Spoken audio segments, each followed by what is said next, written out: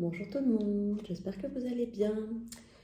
Il y a plusieurs personnes qui sont arrivées sur mon compte ou ma chaîne ou ma page sur Facebook. Et du coup, j'avais envie de refaire une petite présentation pour voilà, vous sachiez qui je suis, euh, ou peut-être vous parler un petit peu de moi. En fait, je sais pas trop. Je me lance un peu le challenge de vous parler de moi, de qui je suis, à travers les cartes. Donc, je ne sais pas exactement ce que je vais vous dire. C'est les cartes en fait qui vont m'amener bah, à vous dire ce que vous devez savoir en fait aujourd'hui. En tout cas, voilà, j'avais envie de faire ça de cette façon-là, de manière un petit peu originale, de me présenter en 5 cartes. Donc voilà, je vais les tirer au hasard et on va voir ce qui sort, on va voir ce qui vient et ce que je vais pouvoir vous apprendre sur moi. C'est parti. Alors, en 5 cartes.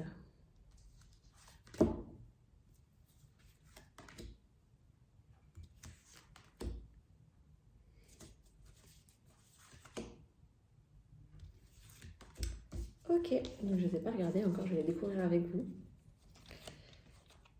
Hop, j'ai la carte de l'entourage, la carte de l'échec,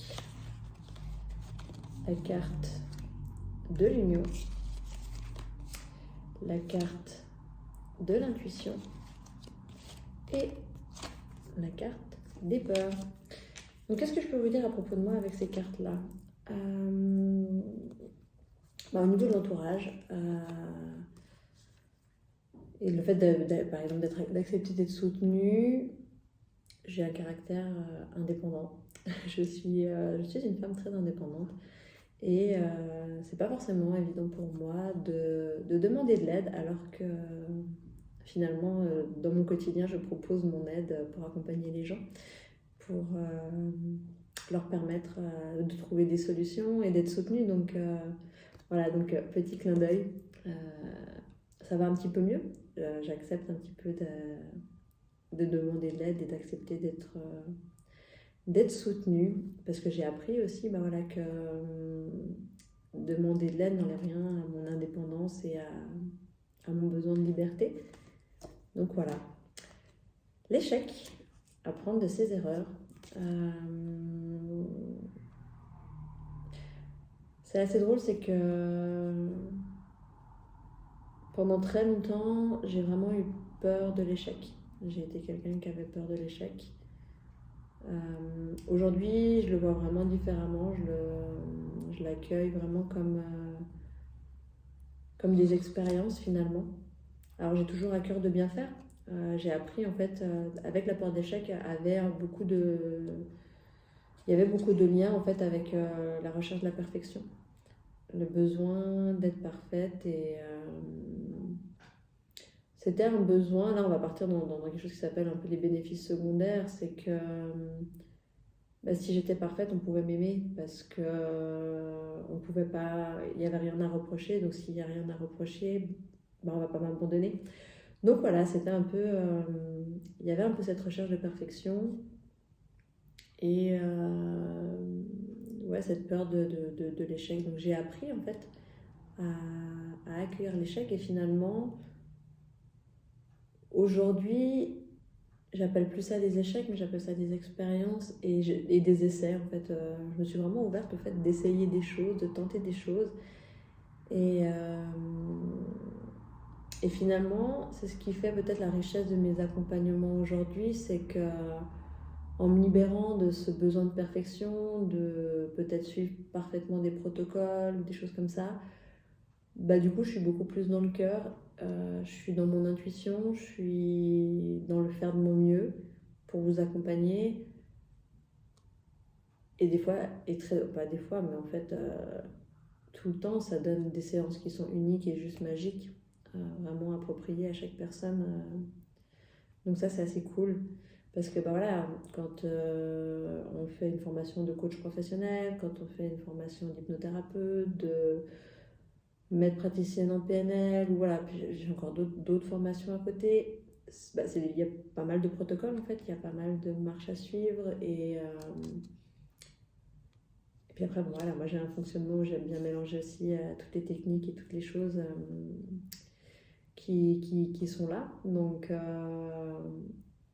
en fait, j'ai appris à me détacher de cette notion d'échec et de pouvoir vraiment me permettre d'être dans les options et d'être dans la créativité. Surtout dans mes accompagnements, puis même en fait dans ma vie en général. La carte de l'union, le fait de s'engager, je le vois dans deux formes différentes. J'ai fait un gros travail, j'ai beaucoup travaillé sur moi et je travaille encore sur moi. Hein. Faut pas croire que quand on accompagne les gens, on est tout ok chez nous aussi.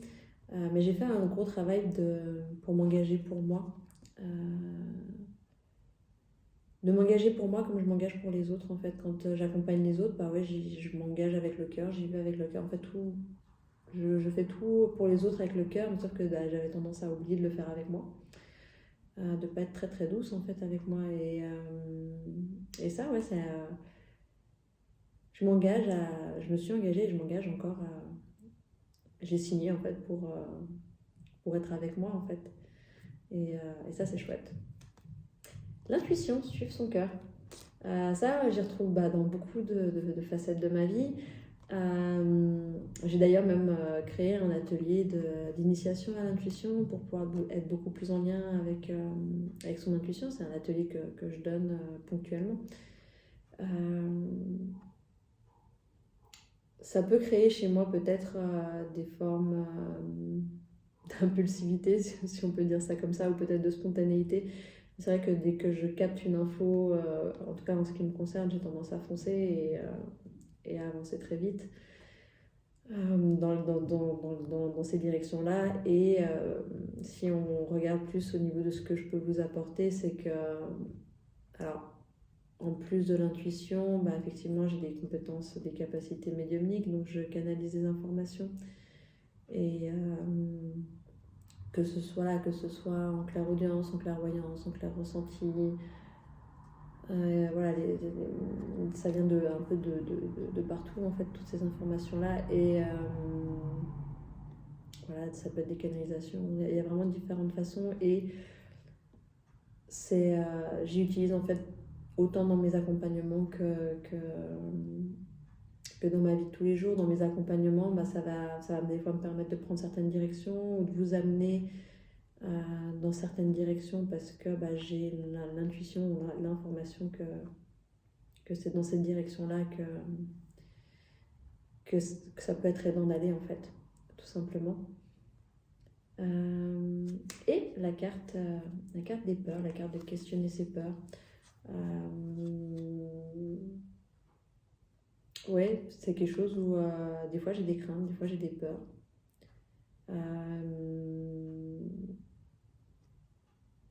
Je le dirais dans le sens où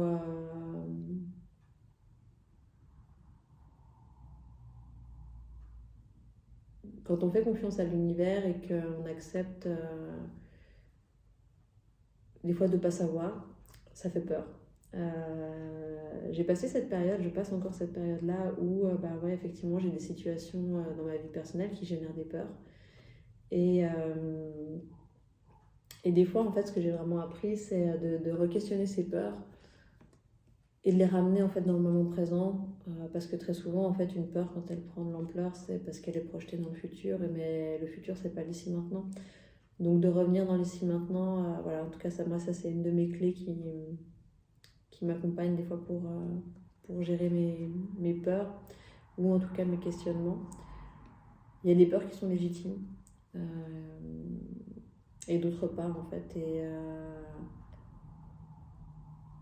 Et par rapport aux accompagnements que je peux proposer, effectivement, des fois, le changement, ça fait peur.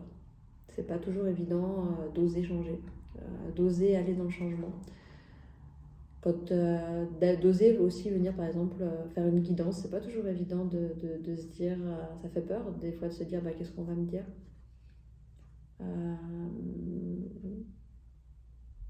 ou de se mettre face à certaines réalités. Voilà, des fois, ça peut faire un peu peur, et en même temps, moi, c'est quelque chose que j'aime bien. parce que je suis quelqu'un qui aime, voilà, je suis quelqu'un qui a un caractère où j'aime avancer, j'aime savoir les choses et aller de l'avant. Donc, voilà. Et puis je vais quand même prendre, pour clôturer, une dernière carte.